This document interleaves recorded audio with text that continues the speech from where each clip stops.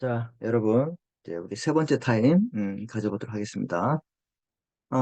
위탁 매매상은 이제 보통 우리가 이제 일반 이제 그 펀드 매니저, 이런 사람들이, 우리 이제 고객들의 돈을 가지고 어떻게 해요? 주식을 막 사죠? 사가지고 어떻게 해요? 본인의 자기의 이제 명의 하에서, 타인 계산 하에서 막 이렇게 삽니다. 그래서 이제 수익이 많이 나면 그 수익 누구 거예요? 예, 우리 거죠. 예, 그 다음에 수익이 안 나도 어떻게 해요? 우리 겁니다. 무슨 말인지 아시겠죠? 네. 그래서 그 사람들은, 그런 일을 하는 사람들이에요. 그리고 이제 내가 이렇게 사달라 했을 때는 매도를 부탁하고, 좀 사주세요 했을 때는, 팔아달라 했을 때는 매도를 부탁하고, 사주세요 했을 때는 매수를 부탁하는 거죠. 네. 그래서 그 사람들이 이제, 그 주선을 인수해서 이제 상대방하고 매매를 할 겁니다. 뭐 팔아줄 수도 있고 살 수도 있고 이렇게 했을 때 이 사람이 어떻게 해요? 상인과 상인이 됐을 때는 상사매매, 상인과 비상인 때는 이제 민법의 매매가 적용되는 거죠. 자, 그렇게 이제 여러분이 이제 이해를 하시면 됩니다. 아셨죠?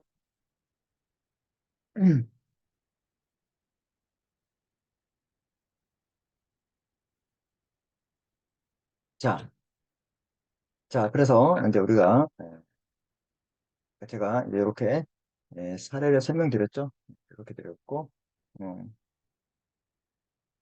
이렇게 이제 주선을 인수하고 그 다음에 영업을 위한 것으로 추정되는 보조적 상행위로 본다. 이렇게 말씀드렸죠. 자, 그래서 이제 이런 사례관계를 설명드렸고, 이제 위탁 매매인, 또, 이제 뭐 위탁 매매인 또는 위탁 매매상 이렇게 같이 써요. 상인이기 때문에. 자, 그래서 의의를 보시면 주선, 일정한 거래를 할 때 행위자 자신의 이름으로,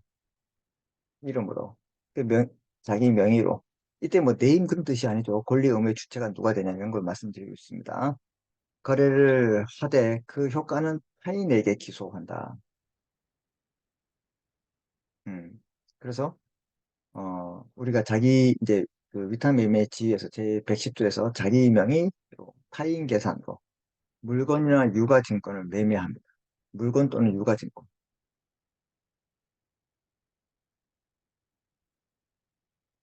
물건, 물건 아시죠? 네, 우리 물건을 사고 팔고, 그 다음에 유가증권, 뭐, 홈스표도 가능할 거예요. 뭐, 채권도 되고, 그 다음에 주식도 되고, 이것들을 매매를 영업으로 하는 자를 우리가 위탁매매인 매매상. 유가증권, 특히 주식을 사고 팔 수 있죠. 돈 가지고 주식을 사고 팔고, 이렇게 펀드 매니저처럼. 네. 자, 그래서 이제 위탁 매매인의 상행위가 뭐냐 이렇게 했을 때 이 사람은 위탁 매매인은 매매 행위는 영업을 위한 보조적 상행위. 알았죠? 이 사람이 매매하는 이제 보조적 상인을 위한 것으로 한다 이 말입니다. 상행위. 보조적 상행위고 진짜 기본적 상행위는 이 매매에 대한 뭐 주선을 인수하는 거. 이 주선을 인수. 그렇죠? 이런 매매 행위는 뭐라고요? 매매 행위는 보조적 상행위입니다. 주선을 인수하는 그 자체가 그다음에 이게 기본적 상행위입니다. 기본적 상행. 알았죠? 네. 자, 그래서 우리가 이제 보조 상인 다시 한번 보면 상인이 영업을 위한 행위는 상인이 영업을 위해서 하는 행위는 상행위로 본다 이 말입니다. 상인이 영업을 위해서 하는 행위는 상행위로 봐줘야죠, 당연히. 그래서 상인 A가 커피숍을 운영합니다. 커피숍을 운영하는 게 뭐야? 기본적 상행위죠. 예, 커피숍 운영하는 게 맞습니까? 예, 장사를 하는 거잖아요, 그죠? 요식업을 하는 거잖아요. 공중적계업이죠. 공중적계업. 경영난으로 대출을 한다. 이 대출은 이제 보조적 상행위로 봅니다. 알았죠? 그런데 A의 행위가 이제 영업을 위한 것으로 추정되죠. 음. 그래서 A가 대출 목적이 이 경영 해소를 위한 것으로 추정되던가 아니면 개인 용도로 했을 때는 추정이 번복된다. 이 말. 이럴 때는 추정되지 않겠죠? 일단 추정하는 거예요. 알았죠? 네. 그래서 이제 이 보조상행위의 개념부터 벌써 두 번 배웠습니다. 중요합니다. 그래서 이걸 꼭 기억하시기 바랍니다. 알았죠? 상인의 행위가 이게 상인은 영업을 위해서 하는 거죠. 영업을 위해서. 상인이 영업을 위해서, 안 위해서 해요? 비영업을 위해서 해요? 상인으로 보고, 이 상인의 행위는 영업을 위한 것으로 당연히 추정됩니다. 알았죠? 이렇게 여러분 이제 보조상입니다. 그래서 이 매매 행위 같은 게 바로 뭐냐? 그래서 이제 보조상입니다. 그럼 얘는 뭐야? 영업을 위한 것으로 추정한다, 이 말. 알았죠? 그리고 이것들은 어떻게 영업을 위한 것으로 보는 상행이 된다 이 말이죠. 자, 그 다음에 내부 관계는 위탁 매매인과 위탁자 A와 B의 관계예요. 이- 얘네들이 계약하잖아. 주선이라는 사무처리 목적으로 해서 위임 계약을 한다. 위임을 적용한다. 위험. 아니, 위험이 아니라 그래서 주선, 자기 명의 타인 계산의 처리를 목적으로 하는 위임 계약, 위임. 위임이란 말은 우리가 이제 변호사를 선임하거나 법무사를 선임할 때 이게 선임 계약이죠. 이걸 위임이라. 알았지? 그 나중에 이제 우리 대표이사 같은 것도 위임 계약이에요. 알았죠? 예. 자, 그래서 위임 계약을 우리가 체결합니다. 야, 요거 네가 좀 사다 줘라. 아니면 네가 좀 팔아 줘라. 이렇게 위임 계약. 그래서 위탁 매매인 위탁자에서 부담하는 의무가 있어요. 뭐냐? 통지 알려줘야 돼. B가 A에게. 계산서 제출 의무가 있고 지정가액 준수 의무가 있어. 가장 중요하죠. 그다음에 개입 의무가 있어. 이해되셨습니까? 이런 거. 자, 뭐 이행 담보도 있죠. 이행 의무, 이행 담보는 자기가 안 했을 때 자기가 개입할 수 있어. 개입 의무 요것도 하나 알아주십시오. 개입 의무. 개입 의무. 이 개입 의무는 이제 이행 담보 책임인데 이 거래 이제 시세가 있는 거래에 대해서 내가 봤을 때 이게 3천만 원에 팔아달라 했는데 내가 봤을 때 이건 내가 봤을 때 4천만 원짜리 가격이 가. 그럼 내가 그걸 살 수 있을까? 직접 자기가 살 수 있어. 이거 개입 의무라. 알았죠? 개입 의무가 아니라 개입 의무는 자기가 이제 이행하지 않을 때 자기가 개입해서 이제 실행할 수 있는 거고, 그걸 개입권이랍니다. 개입권. 거래소에 시세 있을 때 내가 살 수 있는 것. 개입권이다. 개입권. 그래서 위탁 매매니 위탁자에서 걷는 거리가 뭐냐면 개입권. 거래소에 시세가 있을 때 내가 이거 사면 안 될까요? 이렇게 할 수 있어요. 공탁이나 경매도 할 수 있어요. 이거 어디서 말죠? 상사 매매에서 배웠죠. 유치권도 대리상에서 했죠. 유치권도 했고 보수 청구 당연하죠. 그다음 보수 그다음에 비용 상환 청구할 수 있다. 이제 그래서 이런 건 이제 유익비 필요비라는데 이렇게 많이 들어갔을 때 거기에 대한 보상을 받을 수 있죠. 이제 민법에서. 자, 그다음에 매수 위탁자가 상인인 경우에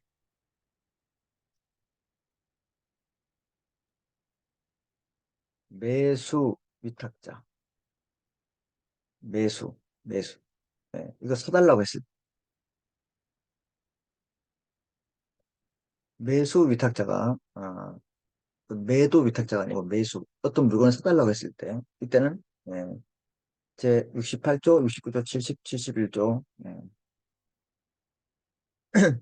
이게 준용되는 거예요. 이게 상사매매. 알았죠?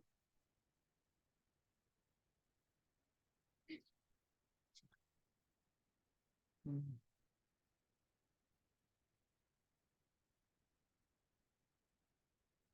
상사매매가 준용됩니다. 자, 그 다음에 외부 관계를 보시면 외부 관계 위탁 매매인 B와 C의 관계 우리 제100 2조에서 나올 겁니다. 일단 좀 보고 있고요. 위탁자와 C는 아무런 관계가 없는. 그 다음에 위탁물의 기속 관계 있죠. 위, 위탁 매매인의 채권자는 포함 안 된다. 위탁자 소유로 본다. 아까 뭐 각 같은 사람 뭐 안 됩니다. 보시면 되고. 그 다음에 이제 준 위탁 매매인이 있는데 자기 명의 타인 계산으로 우리 뭐였죠?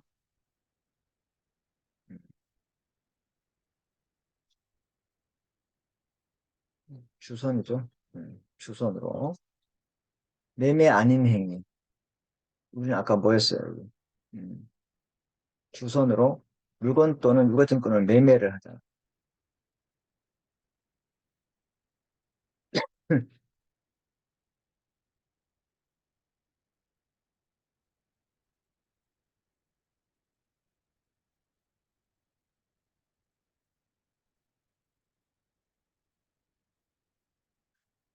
자, 그래서 여기 보시면 여기는 자기 명의 타인 계산 주선으로 매매 아닌 행위. 여기 보세요. 물건 또는 유가증권을 매매한다잖아. 위탁 매매는 그죠? 이거 이제 비교하시면 돼요. 우리 아까 위에서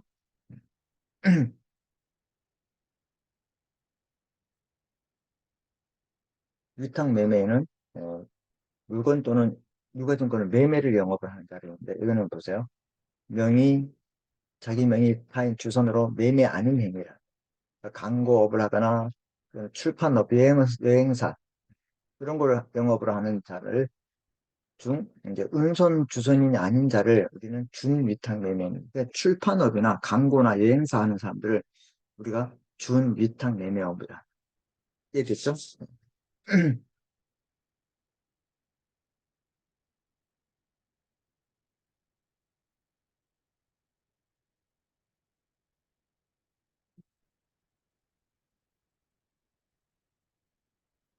이렇게 하는 사람들, 우리가 이걸 업을 하는 사람들은 전부 다 이 사람들도 자기 명의 타인 계산으로 하고 있는데 이 매매가 아니라 요 출판 광고 여행 매매가 아니라 어떻게요?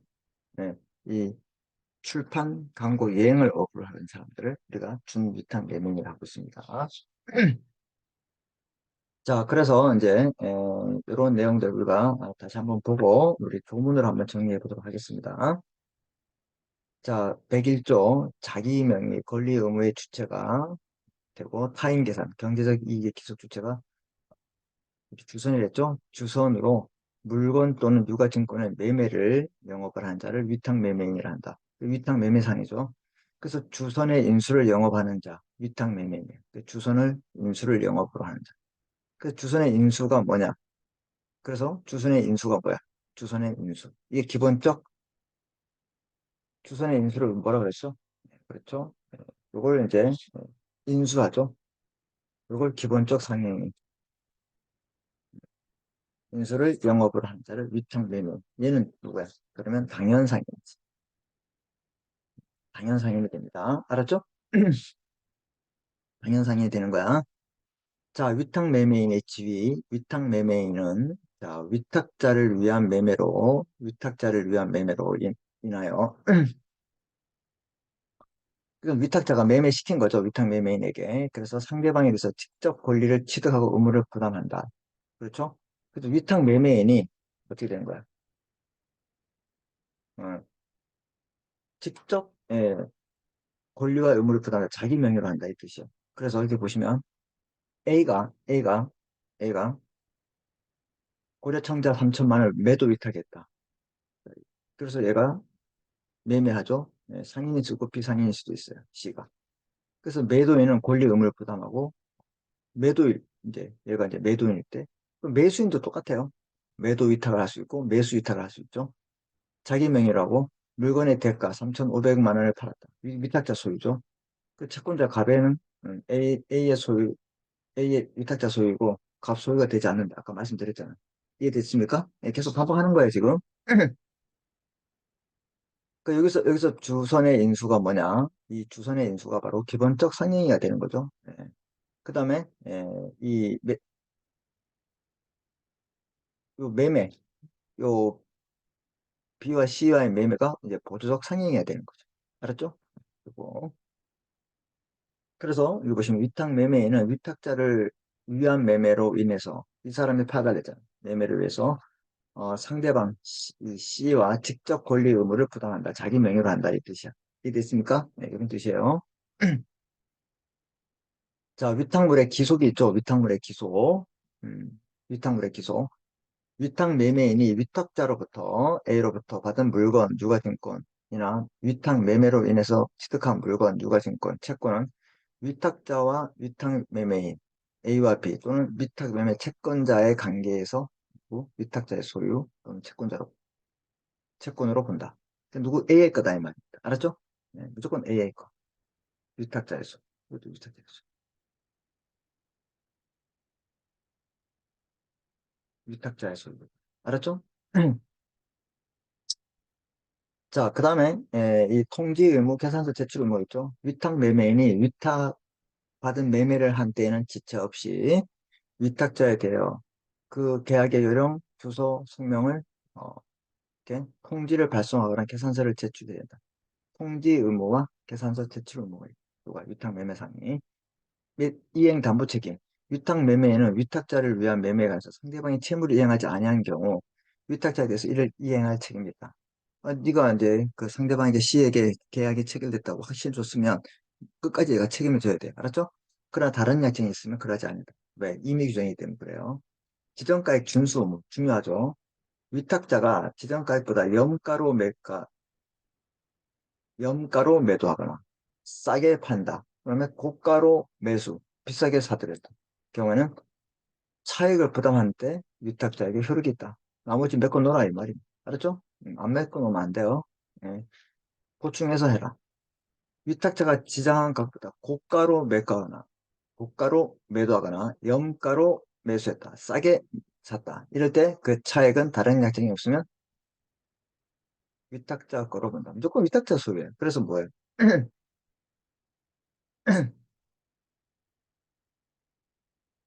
이게 자기 명의란 거. 102조에서.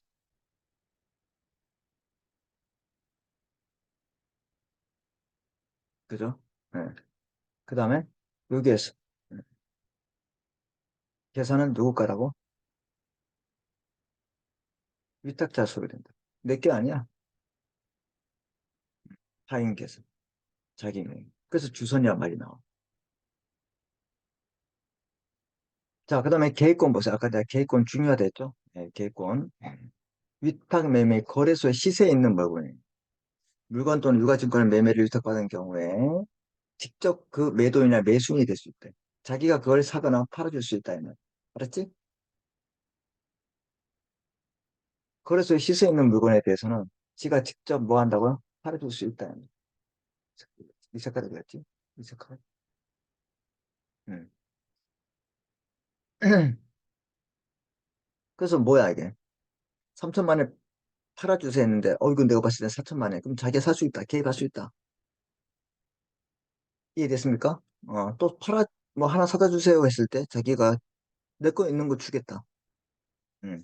내가 있는 골동품이 한 2천만 원인데 이 사람이 한 3천만 원짜리 좀 팔아줄 수 있냐고 했을 때 혹시 이거라도 사실랍니까? 했을 때 될 수 있다.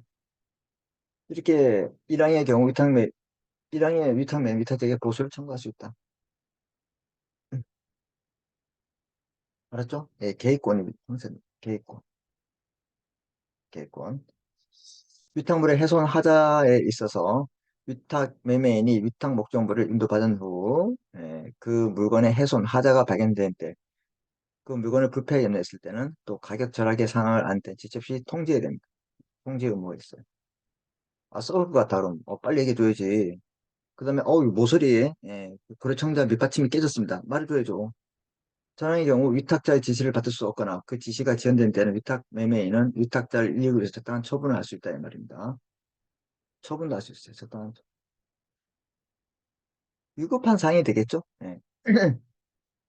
매수물의 공탁 경매권 67조 규정은 위탁 매매인이 매수 위탁을 받은 경우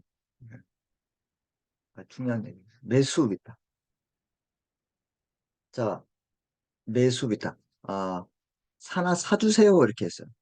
그럼 매수인이 되는 거야. 위탁자가 위탁자가 매수한 물건의 수령을 거부하거나 이를 수령할 수 없는 때 준용한다. 67조 공탁권, 경매 공탁권이잖아. 그리고 거부하거나 수령할 수 있을 때 어떻게 해요? 보세요. 수령을 거부하거나 이를 수령할 수 없을 때 준용한다. 이거 어떤 거였어? 가볼까요, 여러분? 복습하는 차원에서 67조.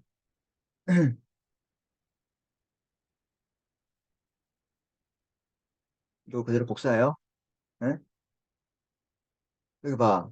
매수인이 목적물을 수령을 거부하거나 없을 때 매도인은 공탁하거나 상당한 기간을 채고한 후에 이걸 통지해야 된다. 알았죠? 네. 아,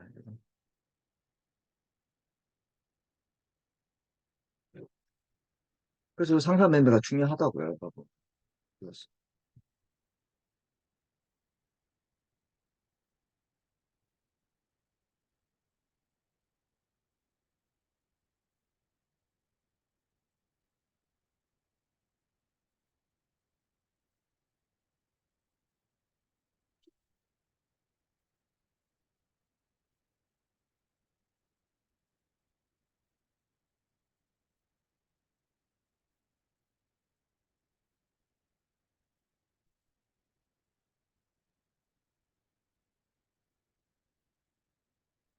보세요. 매수 위탁을 받았단 말은 이제 위탁 매매인이 매수인이 되는 거야. 그럼 매도인은 누구야? 상대방이지. 그치? 그래서 위탁자가 매수한 물건의 수령을 거부하거나 수령할 수 없을 때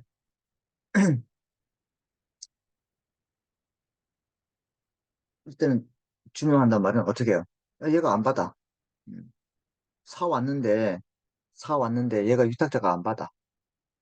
그때 어떻게 한다고요? 공탁이나 경매할 수 있다. 매수물. 알았죠? 네. 그다음 매수 위탁자가 상인인 경우 상인이 상인인 위탁자가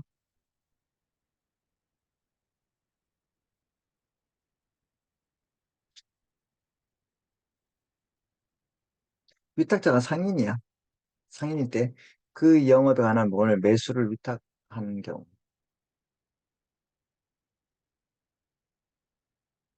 위탁자와 위탁 매매는 68조 내신 71조가 준용된다. 아, 그래서 보세요. 상인인 위탁자. 그러면 얘가 위탁자잖아. 누가 A가 그럼 물건을 매수를 위탁한 경우에 그럼 얘는 사가지고 와야 되잖아. 상대방하고 사가지고 와야 되잖아. 그래서 위탁자와 또 매매인 간에도 당연히 68조 내지 71조가 준용. 예. 그러니까 제가 살펴는 잘못한 것 같은데 여기 보시면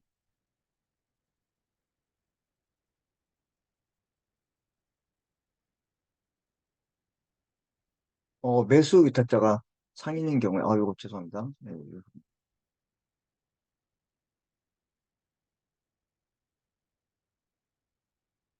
67조는 아니에요. 네, 요거 제가 괜히 건드렸어요. 상사 매매 준용. 음. 매수 위탁자가 상인일 때는 위탁자가 사달라고 했을 때 얘가 상인이에요. 그렇죠? 그럴 때는 이런 규정을 중요합니다. 그래서 여기서도 이제 상인인 위탁자, 그러니까 물건을 매수를 위탁한 경우 이걸 우리가 줄여서 이렇게 쓸게요. 이걸 우리가 매수를 부탁했다 이 말이야. 그래서 위탁자와 위탁 매매의 관계에 대해서 이 사람이 상인이기 때문에 이 사람 상인이야. 그럼 그때 이 사람은 상인이야, 상인이 아니야? 이 사람 상인이에요. 이 사람도 상인이야, 상인이 아니야? 이 사람도 그때 당연히 상인이지. 그래서 이 사람들에게 68점 내지 71을 준용한다 이 말입니다. 그래서 뭐야? 이 사람이 이제 매수를 부탁했죠. 그래서 이 사람이 만약에 받지 않는다. 예. 그럼 어떻게 되는 거야? 목적물을 받아가지고 어떻게? 예. 하자가 있는지 없는지를 말해줘야 된다. 이 말. 이해됐죠? 예. 그 다음에 위임에 관한 거. 위탁자와 위탁 간에는 위임이다. 아까 잠깐 말씀드렸죠? 위임에 관한 내용을 좀 그렇게 보시면 돼요. 자, 그 다음에 준 위탁, 자기 명의로 타인 계산으로 주선일 때 매매 아닌 행위에 영업을 한 자를 준용한다. 여행사, 출판사, 버스 대절 같은 거, 그다음에 광고사 이렇게 요거 두 개 비교하라 했죠. 101조하고 113조. 이해됐습니까? 네. 자, 그래서 우리 이제 이 위탁 매매 보시면요.